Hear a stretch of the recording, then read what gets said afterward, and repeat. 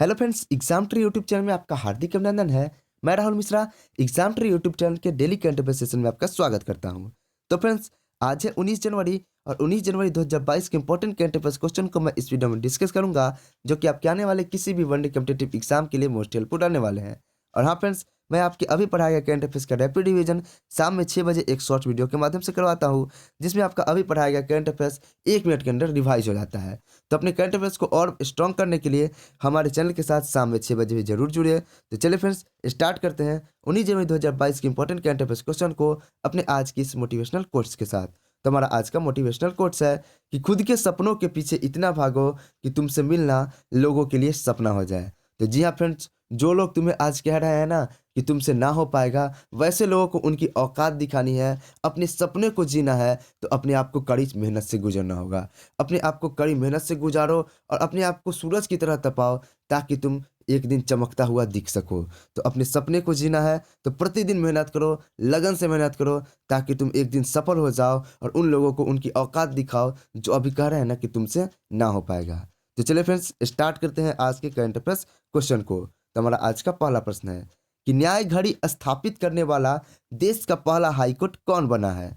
तो न्याय घड़ी स्थापित करने वाला देश का पहला हाईकोर्ट गुजरात हाईकोर्ट बना है, यानी आपका राइट आंसर ऑप्शन नंबर 1 हो जाएगा। गुजरात हाईकोर्ट न्याय घड़ी स्थापित करने वाला देश का पहला राज्य बन गया है, जहां अदालत परिसर के भीतर एक बाहरी डिस्प्ले एलईडी दीवार होगी, जो मामलों के निपटान और लंबित मामलों आदि को प्रदर्शित करता रहेगा। अब आइए आपके लिए एग्जाम में स्पेशल क्वेश्चन है कि देश की पहली पेपरलेस अदालत कौन है? तो केरल की अदालत देश की पहली पेपरलेस अदालत बनी। देश की पहली ई लोक अदालत कौन होगी? तो छत्तीसगढ़ की अदालत देश की पहली ई लोक अदालत होगी। देश का पहला नैपकिन मुक्त गांव कौन बना? तो कुंभलंबी गांव, जो कि केरल का है, यह देश का पहला नैपकिन मुक्त गांव बना, जो कि मैंने आपको कल ही पढ़ाया था। ओडिशा के किस जिले को बाल विवाह से मुक्त घोषित किया गया? तो ओडिशा के गंजम जिले को बाल विवाह से मुक्त किया गया। देश का पहला वाटर प्लस सिटी कौन है? तो इंदौर देश का पहला वाटर प्लस सिटी है। देश का पहला बालिका पंचायत कहाँ लगा? तो कुनरिया गांव, गुजरात में देश का पहला बालिका पंचायत आयोजित किया गया। देश का पहला इलेक्ट्रिक व्हीकल सिटी कहाँ है? तो केवड़िया, गुजरात देश की पहली इलेक्ट्रिक व्हीकल सिटी है। खुले में शौच मुक्त गांव की सूची में देश में पहले स्थान किस राज्य का है? तो यह तेलंगाना के गांव का है कि खुले में वहां के लोग शौच नहीं करते हैं। तेलंगाना का एक गांव है, उसी का स्थान है आपके देश में सबसे पहले स्थान पे खुले में शौच मुक्त गांव की लिस्ट में। तो आपका राज्य पूछेगा एग्जाम में, तो राज्य की जगह आप तेलंगाना टिक करके आइएगा। देश का पहला इको टूरिज्म गांव कौन सा है? तो कुंभलंबी गांव, केरल का गांव, देश का पहला इको टूरिज्म गांव है। तो फ्रेंड्स, ये थे क्वेश्चन नंबर 1 और उसके रिगार्डिंग इंपॉर्टेंट फैक्ट्स। तो फ्रेंड्स, मैं उम्मीद करता हूँ कि आपको वीडियो पसंद आती होगी। यदि वीडियो पसंद आती है तो वीडियो को लाइक, चैनल को सब्सक्राइब और वीडियो को एक शेयर जरूर कर दीजिएगा। तो चलिए फ्रेंड्स, बढ़ते हैं अपने अगले क्वेश्चन नंबर 2 की ओर। क्वेश्चन नंबर 2 है हमारा, परिधान निर्यात संवर्धन परिषद का अध्यक्ष निम्न में से किसे नियुक्त किया गया है? तो परिधान निर्यात संवर्धन परिषद का अध्यक्ष नरेंद्र कुमार गोयनका को नियुक्त किया गया है, यानी कि आपका राइट आंसर ऑप्शन नंबर 3 हो जाएगा।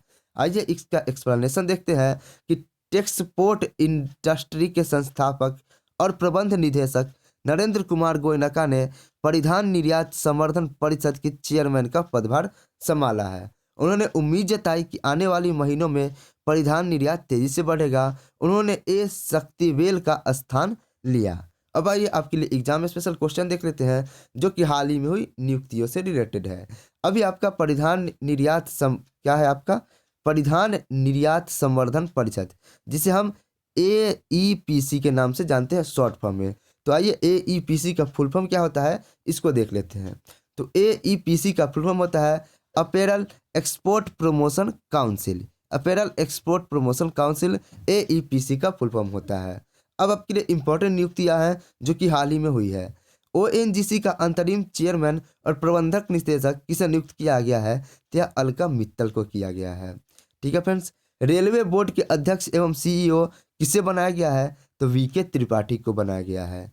ओपेक का महासचिव किसे नियुक्त किया गया है?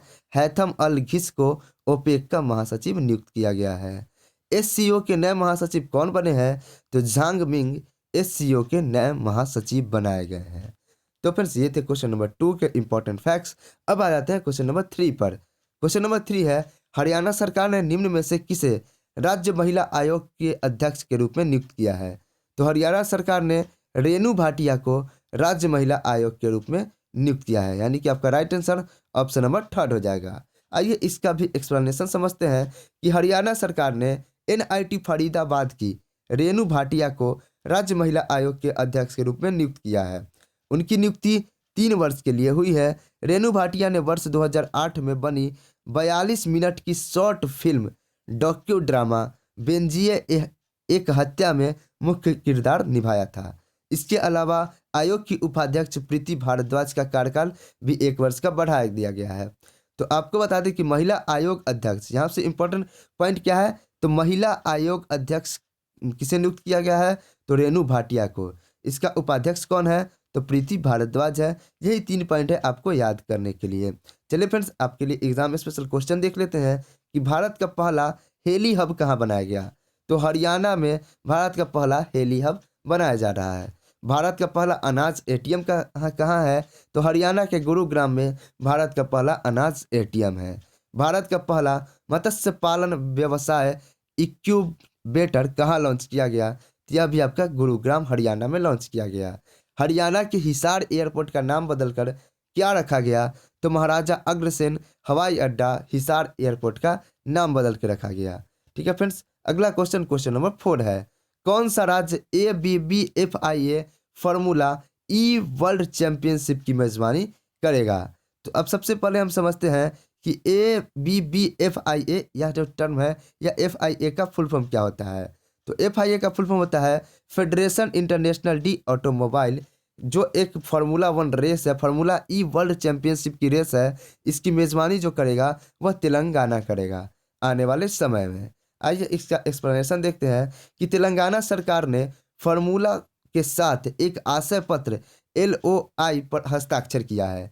इसने ABBFIA फार्मूला ई विश्व चैंपियनशिप की मेजबानी के लिए कैंडिडेट होस्ट सिटी बनने के लिए LOL पर हस्ताक्षर किया और हैदराबाद में 1 साल के भीतर पहली रेस का आयोजन होगा। तो आपका राइट आंसर क्या हो गया था? आपका राइट आंसर हो गया था तेलंगाना। तेलंगाना की कैपिटल कहाँ है? तो तेलंगाना की कैपिटल हैदराबाद है। तेलंगाना के CM कौन है? तो तमिलिसाई सौंदरराजन तेलंगाना के प्रेजेंट टाइम के CM है। तेलंगाना के गवर्नर कौन है? के चंद्रशेखर राव तेलंगाना के प्रेजेंट टाइम के गवर्नर हैं। आपके लिए इंपॉर्टेंट क्वेश्चन है कि संयुक्त राष्ट्र विश्व पर्यटन संगठन द्वारा सर्वश्रेष्ठ पर्यटन गांव के रूप में किसे चुना गया? तो पोचमपल्ली तेलंगाना के गांव को सर्वश्रेष्ठ पर्यटन के रूप में गांव के रूप में चुना गया। अखिल भारतीय औद्योगिक प्रदर्शनी नुमाइश 2022 का आयोजन कहाँ हुआ? तो यह आपके हैदराबाद में हुआ। नेक्स्ट क्वेश्चन है, भारत का पहला अद्वितीय रॉक संग्रहालय का उद्घाटन कहाँ किया गया? तो यह भी आपका हैदराबाद में किया गया। और नेक्स्ट क्वेश्चन है कि 2023 में विश्व बहादुर T20 चैंपियनशिप का आयोजन कहाँ होगा? तो यह आपके केरल में होगा। चलिए फ्रेंड्स, आगे बढ़ते हैं अपने नेक्स्ट क्वेश्चन की ओर। तो हमारा नेक्स्ट क्वेश्चन है कि हाल ही में भारत के पहले intelligent chronic disease patient habit tracking system power MAP application का उद्घाटन किसने किया है? पावर MAP एप्लीकेशन का उद्घाटन किसने किया है? तो इसका उद्घाटन किया है नितिन जयराम गडकरी ने। नितिन जयराम गडकरी जो कि केंद्रीय सड़क परिवहन और राज्य मंत्री हैं, इन्होंने ही 2022 में माधव बाग के पावर MAP का उद्घाटन किया। पावर MAP डॉक्टरों के लिए यह विकसित किया गया है। यह एक मेडिकल एनालिस्टिक एप्लीकेशन है जिसमें उन्हें मरीज के क्लिनिक मापदंडों के बारे में आवश्यक मेडिकल इंटेलिजेंस प्राप्त करने में मदद मिलेगी ताकि उनकी पुरानी बीमारियों का प्रभावी ढंग से ठीक किया जा सके। तो आपका राइट आंसर क्या हो जाएगा? राइट आंसर आपका नितिन जयराम गडकरी हो जाएगा। और ये प्रेजेंट टाइम में कौन से मंत्री हैं? तो केंद्रीय सड़क परिवहन और राजमार्ग मंत्री है नितिन जयराम गडकरी। अब आइए आपके लिए एग्जाम में स्पेशल क्वेश्चन है कि भारत का पहला intelligent chronic disease patient habit tracking system है। यह जो ट्रैकिंग सिस्टम है यह भारत का पहला intelligent chronic disease patient habit tracking system है। आपके लिए नेक्स्ट क्वेश्चन है, भारत का पहला कोयला से मिथेनॉल पायलट संयंत्र किसने विकसित किया? तो भारत हेवी इलेक्ट्रिकल्स लिमिटेड ने विकसित किया। व्हाट्सएप पर 80 सेवाएं देने वाली देश की पहली नगर निकाय कौन बनी? तो मुंबई महानगर पालिका बनी, जो कि व्हाट्सएप पर 80 सेवाएं देने वाली देश की पहली नगर निकाय बनी। जैसे कि बिजली बिल जमा करने की सेवा, आपका बहुत सारे रिचार्ज करने की सेवा, इस तरह की 80 सेवाएं देने की वाली देश की पहली नगर निकाय बनी। नेक्स्ट क्वेश्चन है आपका कि किस देश ने अपनी पहली बार सुरक्षा नीति जारी किया? तो पाकिस्तान ने अपनी पहली बार सुरक्षा नीति जारी किया। नल्ला पाकिस्तान भी अब अपनी सुरक्षा नीति जारी करने लगा है, तो सोचिए अब क्या होगा। और यह पाकिस्तान का पहली बार सुरक्षा नीति जारी किया गया है इतने वर्षों के इतिहास में। ठीक है फ्रेंड्स, तो वो कहते हैं ना, रख हौसला वो मंजर भी आएगा, प्यासे के पास चलकर समंदर भी आएगा, क्यों थक कर बैठते हो ए रास्ते के मुसाफिर, मंजिल भी मिलेगी और मिलने का मजा भी आएगा। तो नेक्स्ट क्वेश्चन है इन्हीं बातों के साथ आपके सामने कि कौन सा राज्य भारत का पहला धूम्रपान मुक्त राज्य बन गया है? तो आप सबको शायद इसका आंसर पता होगा, हिमाचल प्रदेश। आप गेस भी कर सकते थे तो भी आंसर सही हो जाएगा, क्योंकि हिमाचल प्रदेश ही अभी हाल ही में खबरों में रह रहा है इस तरह के मुक्त राज्य बनने में। हिमाचल प्रदेश 100% एलपीजी कनेक्शन वाला भी राज्य बन चुका है और अभी धूम्रपान मुक्त राज्य भी बन गया है। आपका राइट आंसर हिमाचल प्रदेश। आइए इसका एक्सप्लेनेशन देखते हैं कि हिमाचल प्रदेश भारत का पहला धूम्रपान मुक्त राज्य बन गया है। इसने कई कल्याणकारी योजनाओं जैसे उज्ज्वला योजना, हिमाचल प्रदेश गृहिणी सुविधा योजना आदि की मदद से यह उपलब्धि हासिल की है। अब आपके लिए एग्जाम स्पेशल क्वेश्चन है कि हिमाचल प्रदेश देश में पहला 100% एलपीजी सक्षम राज्य बन गया है, यानी कि 100% एलपीजी कनेक्शन वाला राज्य कौन बना है? तो यह हिमाचल प्रदेश बना है। नेक्स्ट क्वेश्चन है आपका कि देश का पहला रेबीज मुक्त राज्य कौन बना है? तो वह गोवा बना है। देश का पहला 100% टीकाकरण वाला पहला राज्य कौन बना है? तो यह 100% कोविड-19 टीकाकरण वाला पहला राज्य हिमाचल प्रदेश बना है। और पहला जिला कौन है? तो पहला जिला कन्नौर है। पहला केंद्र शासित प्रदेश कौन है? तो अंडमान निकोबार पहला केंद्र शासित प्रदेश है 100% कोविड वैक्सीन का टीकाकरण लेने वाला। नेक्स्ट क्वेश्चन है आपके सामने, क्वेश्चन नंबर 7। टोंगा के पास पानी के भीतर एक ज्वालामुखी फटा है, टोंगा कहाँ पे स्थित है?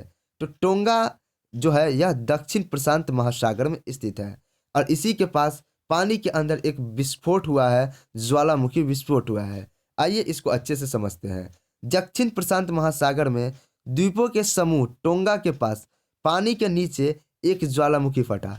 जिस ज्वालामुखी में विस्फोट हुआ उसका नाम हुंगा टोंगा हंगा हथाई, हुंगा टोंगा हंगा हथा हापाई है आपका। यह याद रखिएगा कि कौन सा ज्वालामुखी फटा, तो हुंगा टोंगा हंगा हा आ पाई ज्वालामुखी। और यह कहाँ पे है? तो यह टोंगा द्वीप के पास है और यह टोंगा की राजधानी नुकुसालोफा से लगभग 65 किलोमीटर उत्तर में है। नुकुसालोफा से यह 65 किलोमीटर उत्तर में है। यह ज्वालामुखी पैसिफिक रिंग ऑफ फायर का भी हिस्सा है, पैसिफिक रिंग ऑफ फायर का हिस्सा है। पैसिफिक रिंग ऑफ फायर जिसे कि हम अग्नि मेखला के नाम से जानते हैं, यह कहाँ पे है? यह प्रशांत महासागर में है। तो रिंग ऑफ फायर कहाँ है? प्रशांत महासागर में है। यह ज्वालामुखी उसी का हिस्सा है और यह आखिरी बार सन 2015 में फटा था और अब जाकर 2022 में फट चुका है ज्वालामुखी, जो कि काफ़ी तबाही मचा है। वहाँ पर अभी भी धुंध सा छा रखा है, अभी भी क्लियरिटी कुछ वहाँ पे नहीं है, जो कि यह 7 ही जनवरी को यह फटा था। 7 जनवरी को फटा था, लेकिन अभी देखिए आप 19 जनवरी हो गई है, लेकिन अभी भी वहाँ पर क्लैरिटी नहीं है। ठीक है फ्रेंड्स, अब आइए आपके लिए एग्जाम स्पेशल क्वेश्चन देखते हैं। इसमें मैं आपको कुछ महत्वपूर्ण ज्वालामुखी लेकर आया हूँ, जो कि आपके एग्जाम पॉइंट ऑफ व्यू से मोस्ट इंपॉर्टेंट है। अब आइए आपके ज्वालामुखी को देखते हैं। पहला है बैरन द्वीप ज्वालामुखी। तो यह अंडमान निकोबार में स्थित है और यह भारत में स्थित है और यह भारत का एकमात्र सक्रिय ज्वालामुखी है। माउंट टाल ज्वालामुखी तो यह फिलीपींस का ज्वालामुखी है। माउंट पोपा ज्वालामुखी तो म्यांमार में माउंट पोपा ज्वालामुखी है। किलिमंजारो ज्वालामुखी तंजानिया अफ्रीका में किलिमंजारो ज्वालामुखी है। स्ट्राम्बोली ज्वालामुखी भूमध्य सागर का प्रकाश स्तंभ स्ट्राम्बोली को कहते हैं। तो भूमध्य सागर का प्रकाश स्तंभ किसे कहते हैं? स्ट्राम्बोली को कहा जाता है। क्वेश्चन नंबर 8 है, मिसेज वर्ल्ड 2022 की विजेता का ताज किसने पहनाया है? तो मिसेज वर्ल्ड 2022 की विजेता का ताज साइलिन फोर्ड को पहनाया गया है। आपका राइट आंसर क्या हो जाएगा? राइट आंसर ऑप्शन नंबर 4 हो जाएगा। इस क्वेश्चन को मैंने आपको कल भी कराया था, लेकिन दूसरे रूप से कराया था। क्वेश्चन में मैंने लिखा था कि आपकी जो बेस्ट कॉस्ट्यूम अवार्ड से किसे सम्मानित किया गया है 2022 के लिए। तो बेस्ट कॉस्ट्यूम अवार्ड से भारत की नवदीप कौर को सम्मानित किया गया है, जो कि मिसेज वर्ल्ड 2022 प्रतियोगिता में पार्टिसिपेट की थी, लेकिन दुर्भाग्यवश वो मिसेज वर्ल्ड नहीं बन पाई और मिस वर्ल्ड बन गई आपकी साइलिन फोर्ड, जो कि अमेरिका की है। लेकिन नवदीप कौर ने बेस्ट कॉस्ट्यूम अवार्ड जीता था ड्रेस के मामले में। यह क्वेश्चन मैंने आपको कल कराया था। अब आइए इसका एक्सप्लेनेशन देख सकते हैं। Mrs America Shaylyn Ford Mrs world 2022 की विजेता बनी है। वह ग्रैनविल ओहायो में रहने वाली है। मिसेज वर्ल्ड 2022 प्रेजेंट जनवरी 2022 में लॉस वेजस नेवाडा अमेरिका में इनका जन्म हुआ था।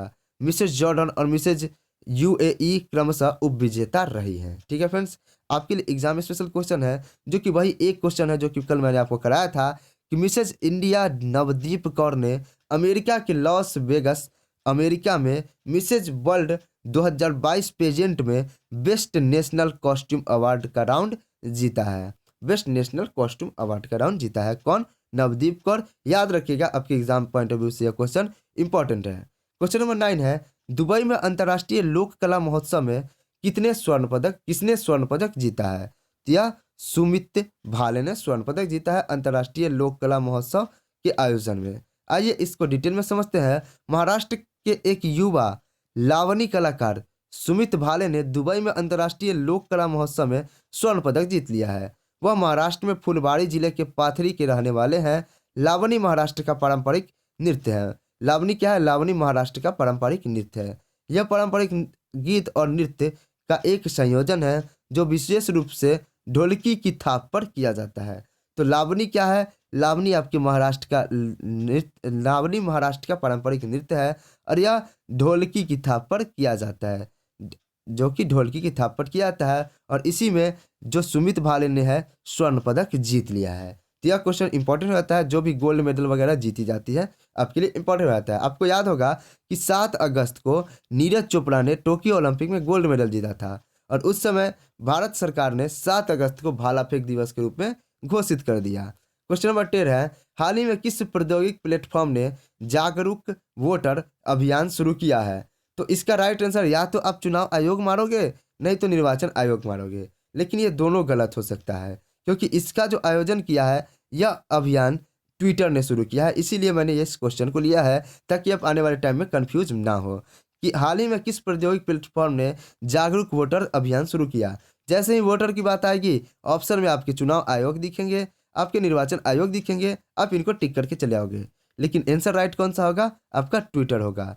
ट्विटर ने जागरूक वोटर अभियान शुरू किया है। अब आइए इसको थोड़ा समझते हैं कि माइक्रो ब्लॉगिंग प्लेटफॉर्म ट्विटर ने जागरूक वोटर अभियान शुरू किया है, जिसका उद्देश्य नागरिकों को वोट देने से पहले सही ज्ञान के साथ सशक्त बनाना है।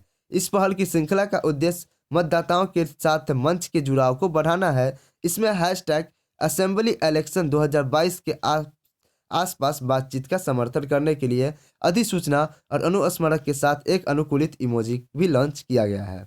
तब का राइट आंसर क्या हो जाएगा? ट्विटर। ठीक है, और यह कौन सा हैशटैग यूज कर रहा है? हैशटैग यूज कर रहा है आपका असेंबली इलेक्शन 2022। ठीक है, अब आपके लिए एग्जाम स्पेशल क्वेश्चन है कि आदर्श आचार संहिता कब लागू होती है? तो जब चुनाव की तारीख की घोषणा हो जाती है उस समय आपकी आदर्श आचार संहिता लागू हो जाती है। मतदान दिवस कब मनाया जाता है? तो प्रत्येक वर्ष 25 जनवरी को मतदान दिवस मनाया जाता है, जो कि आने वाले समय में मनाया जाएगा। भारत के पहले मुख्य निर्वाचन आयुक्त कौन है? तो भारत के पहले मुख्य निर्वाचन आयुक्त सुकुमार सेन है।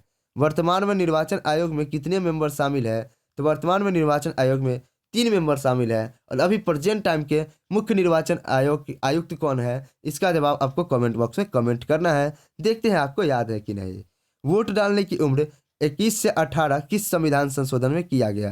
तो 61वां संविधान संशोधन में 1989 में किया गया, हमारे उस समय के प्रधानमंत्री राजीव गांधी के द्वारा। उनको कोई समझा दिया था कि भैया आप 21 से 18 साल वोट डालने की एज कर दीजिएगा ना, तो आपको युवा सब खूब सपोर्ट करेगा। और वो इसी बात में आकर वोट डालने की उम्र को 21 से 18 कर दिए थे। तो फ्रेंड्स, ये थे आज की टॉप 10 करंट अफेयर्स क्वेश्चन जो कि मैंने आपको करा है। उम्मीद करता हूँ कि आपको हमारा सेशन पसंद आता होगा। यदि सेशन पसंद आए तो वीडियो को लाइक, चैनल को सब्सक्राइब और वीडियो को एक शेयर जरूर कर दीजिएगा। तो फ्रेंड्स, इसी तरह की वीडियो पाने के लिए बने रहे हमारे साथ। मिलते हैं अपने नेक्स्ट वीडियो में, तब तक के लिए जय हिंद, जय भारत, वंदे मातरम।